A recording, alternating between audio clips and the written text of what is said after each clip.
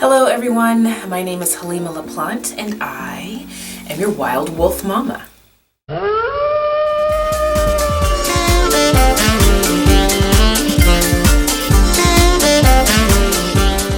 Thank you for joining me today. Please like, comment, and subscribe, and follow. You can find me on YouTube, you can find me on Facebook, you can find me on Instagram and TikTok, and of course, you can always find me at wildwolfmama.com. That is wildwolfmama, MOMMA.com. Thank you for joining me. Okay, so the last post I did was definitely a little dark. Not only was it dark because I was in my car and it was nighttime and I was using the inside light of my car, which is very dim, but also I was just feeling a lot. I was feeling a lot of anger and it just kind of erupted out of me. And I wanted to capture that so that I could share that with you guys. Because really this whole journey, this whole thing that I'm doing is really about sharing my journey. Not so much that I can show you specifically how to do it, because everyone has their own journey, but because I didn't see anywhere out there where there was a journey with someone whose life looked like mine. You know, a mother, for all intents and purposes, a single mother raising children in this world, who's on a spiritual journey, who's trying to uplift, who's trying to ascend, who's trying to do something, you know, positive, be the light, be a light worker. And so I want to share even the ugly, even the scary, because I think it's all part of it. I think it's all part of the growth. And maybe that was me releasing something needed to be released. I don't know. But now, since then, I have been feeling really amazing. I've been feeling really optimistic. I've been feeling really good. There's been things that have happened in my life that I know in the past would have triggered me. Little small things, not like big things.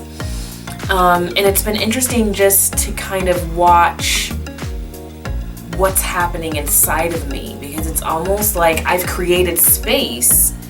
I've been able to create this space inside of me where, I mean, it's a little bit of space where I've just kind of been able to watch, to be the observer, you know, not only of people around me and just how they're reacting and their feelings. And you know, it's funny because people, and this is a normal human behavior, but people come to you with their problems, and they come to you with, you know, something that happened to them, and they tell you the story,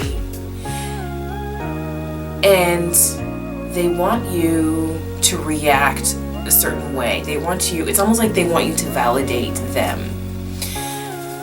And my catchphrase lately has been, wow, that's interesting.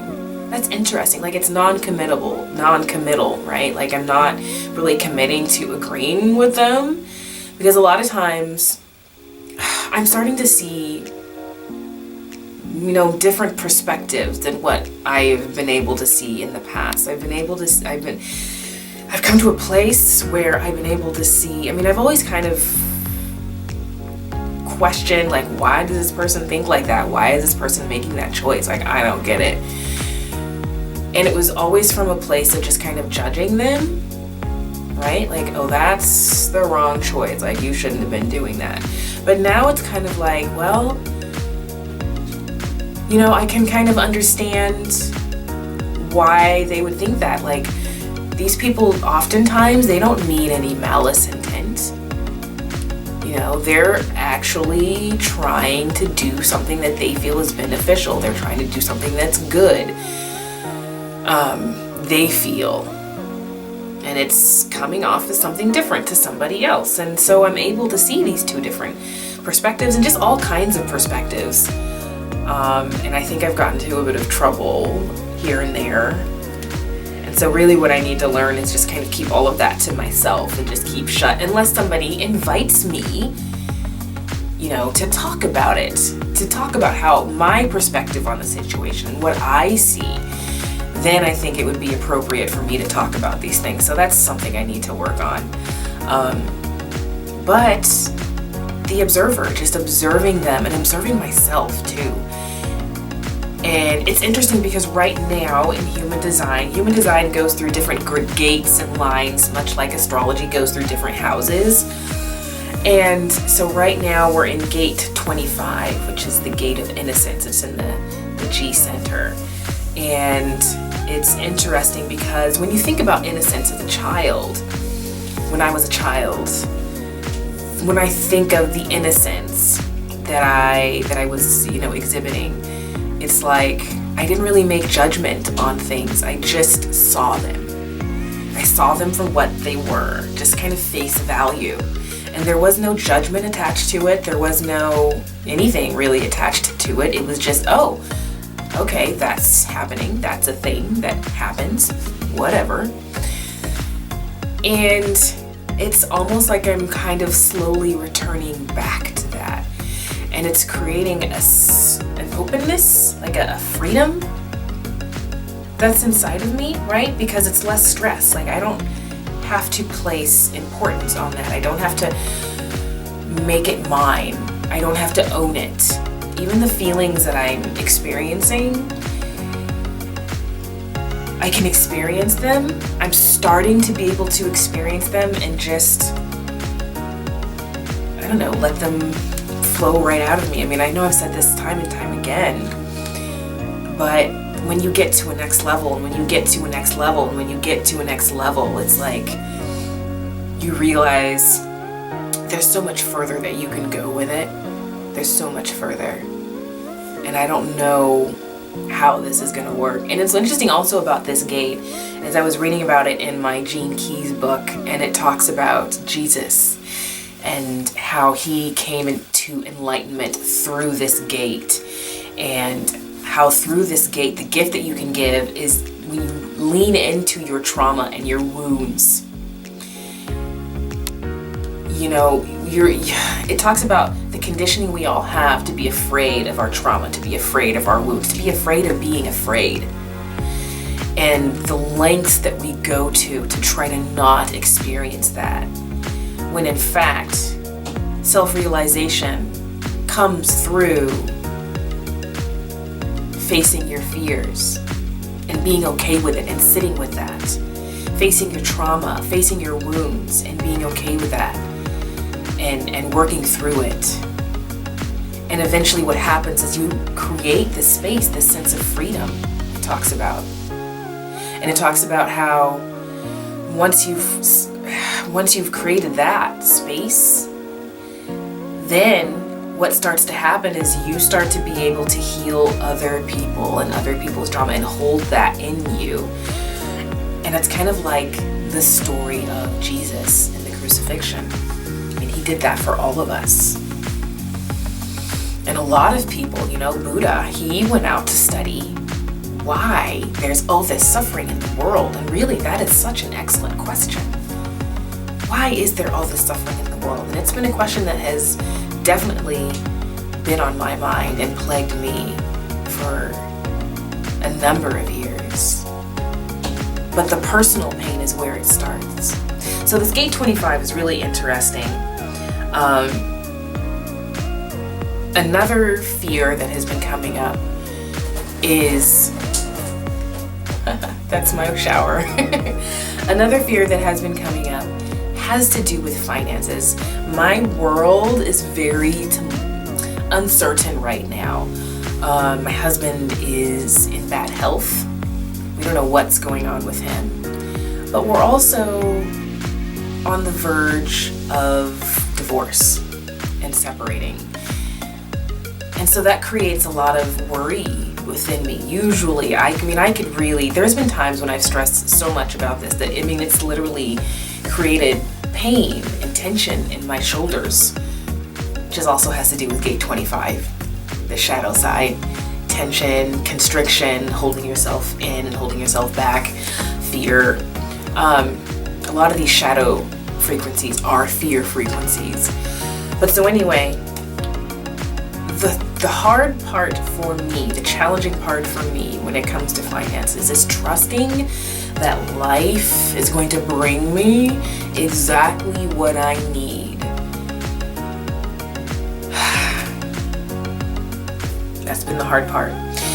But it's been working. I mean, people have been coming to me and offering help. I had a friend of mine who's recommended. He came to me and offered his help, and he sat down and talked with me, and he recommended a few books to read, one of which is The Miracle something, I can't remember. I got that on PDF form, and I have it on my computer, and it was amazing read. And so the other two books, he actually, I mean, this is how amazing life is, right? I was like, that's great. I'm gonna go to the library and see if I can find these books. I will try to hunt them down. And he's like, you know what? Don't worry about it. Give me your address. I will buy them for you. That's how much he believed in these books. And so the other two books that he suggested to me, Money, Wealth, Life Insurance by Jake Thompson. This is the one I'm reading right now because I already read the first book. And this one, Becoming Your Own Banker by R. Nelson Nash. Nash. That's interesting. That's actually a family name of mine on my dad's side. Nash. And so, you know, and today he reached out to me and it's like, you know, you get help. You get opportunities. I have to be able to recognize these opportunities. I have to be able to recognize these invites, right? I'm a projector. I need to be able to recognize these invites as people recognize me. And I'm just starting out in this journey. I feel like I've learned quite a bit of the basics. And, you know, I've been able to share this with a few people. I've been able to share it with my children. Right? My children are doing amazing right now. I mean, they're still, you know, they still have their ups and downs, right? But my son, especially, I've noticed such a huge change in my son. He's a manifester. And before I started introducing human design into our lives, I mean, the anger was lit. I mean, this guy was constantly running off and just frustrated and angry. He'd go hide in his bed or go hide somewhere where he could just be angry. And I didn't know how to help him. I didn't know how to help him because it seemed like he just takes everything personally. Everything makes him mad. Like the world is annoying. That's his word. You're so annoying. You're being a jerk. He just turned 13. But the thing that I've been working on with him is you have to ask, right? Because the manifestor has to inform. You have to ask. You have to ask for everything. Everything. Did you ask? No? Maybe that's why you're getting the results you're getting. Once he started asking, and he realized that people are willing to help him, people are willing to do things for him, people are willing to give him what he wants if he just asks. And then it was like his energy just kind of opened up. And he's, I don't know, it's like he's more free to be happy. I've seen him smile. You know, my son, he doesn't do that very often. He was so happy on his birthday, I could take pictures of him. You know, I mean, it's been great. It's been really great to see him this way. My daughter's the same thing. Working on my youngest daughter is a projector like me, so what I've been trying to work on with her is to just invite her to help me, whatever I can think of to invite her.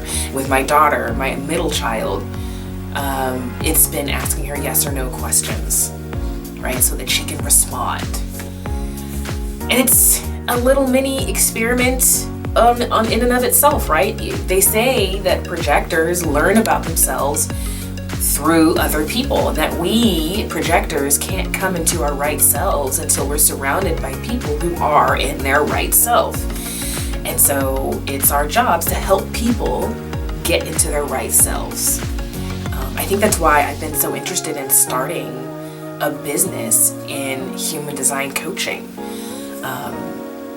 Because the more people that I can help, the better my world becomes, right? But also I'm really fascinated with other people. I'm really fascinated with how human design works with other people. And so it's been a chance for me to really investigate other people. So shameless tag, shameless marketing. If you are interested in having a session with me, please hit me up. I would be excited to work with you and check out your chart and everything like that. So yeah, the children are doing great. I'm doing great. My husband is not doing great. And it's really been interesting because when the dichotomy between the rest of the house, literally the rest of the house, that energy that we all embody and the energy that he's embodying all by himself, it's just literally night and day. And it sometimes, I have to be honest with you, it just kills me. It kills me that he's in this place. It kills me that he's in this place and I cannot help him. I can't help him.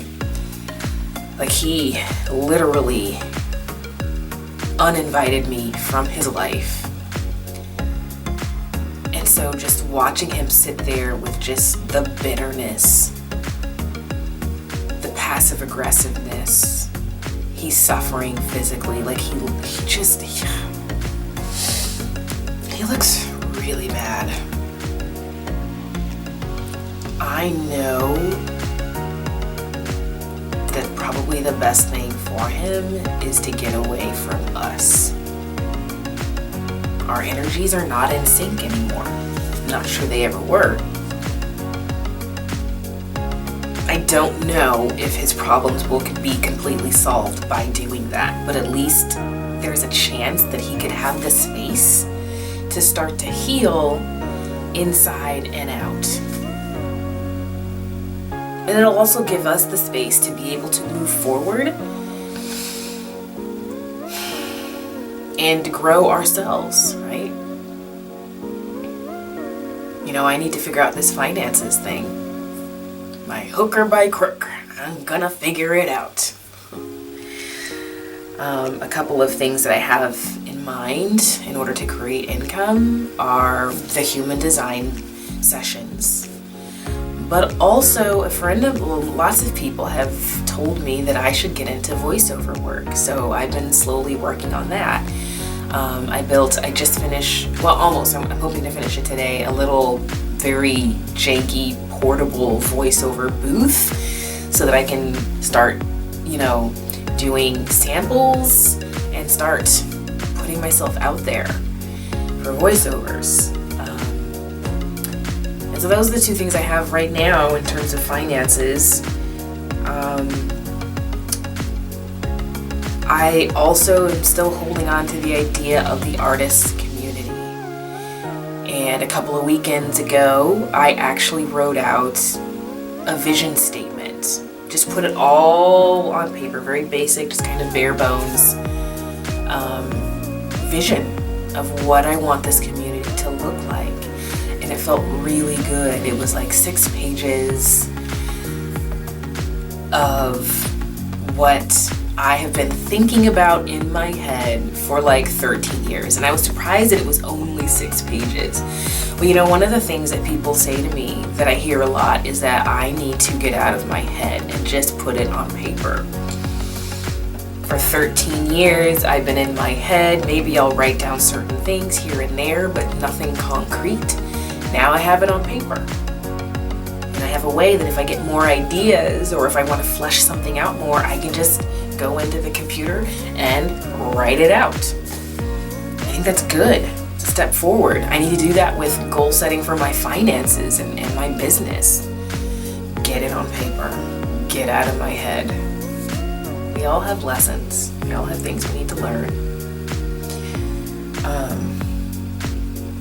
So what else is going on?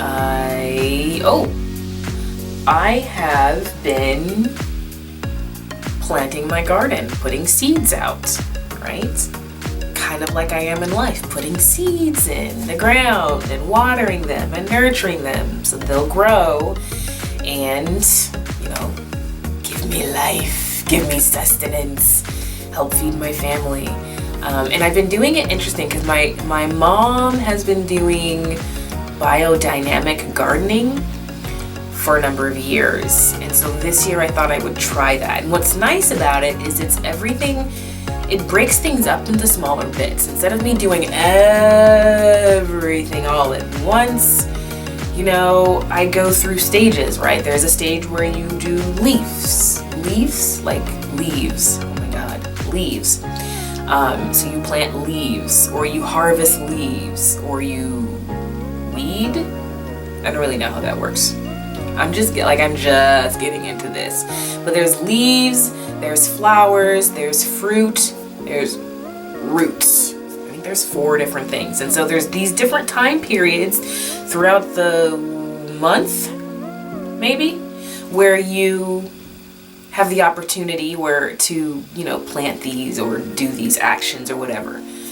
And so, yeah, today was flowers. And so yesterday too. And so I sprinkled some flower seeds out there and I watered them, and, you know, we'll see how it goes. The first thing I did was leaves. That was some weeks ago. And then roots, and then roots, and then fruits, and then flowers. Or maybe it was fruits and then, I don't know. I think I've gone through the whole session at this point. So, I'll keep you guys up to date on that. Maybe I'll put some pictures. I mean, my garden is always wild. Like, it's just a wild garden. There's nothing tame in English or anything about my garden. My garden is a hot mess, but it does function. I mean, it grows the things that it needs to grow. It just isn't, you know, all in a line and pretty like a little English garden in a cottage somewhere. It's just kind of haphazard and thrown together kind of thing. I guess that's just how I do things. That's me. Probably says that somewhere in my chart. I'm gonna have to learn about that.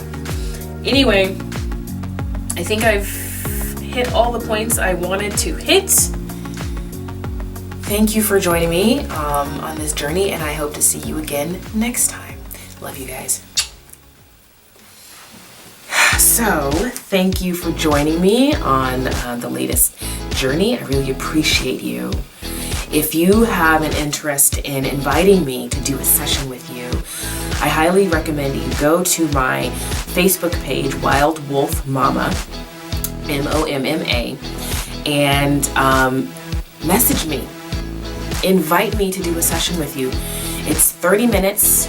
That's all I've got right now. When I become further along in my journey, I'll be able to offer more and have more value to give to you guys and to offer to you guys, because eventually I'd like to get to a place where I can do hour-long sessions with you and help you along on your journey, whether it be human design or otherwise, just to help you in any way that I can. So invite me to a session if this is something that you think would be interesting, if you think would be good for you. $30 for 30 minutes, quick little session. And you can also find me on TikTok. I think on TikTok I'm Wild Wolf Mama 3. I am also on YouTube, which is where this video is, and I'm on my website, which is also where this video is. The website is wildwolfmama.com, and you'll also be able to please subscribe and like and comment. I cannot tell you how amazing it would be if you would just comment hello, say that you're here. Then I know that I'm not just speaking to myself and nobody's getting any value out of this. Because if no one's getting any value, if no one's seeing me, if no one's recognizing me, why am I doing this?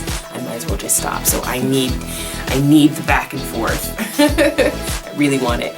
So like, subscribe, comment.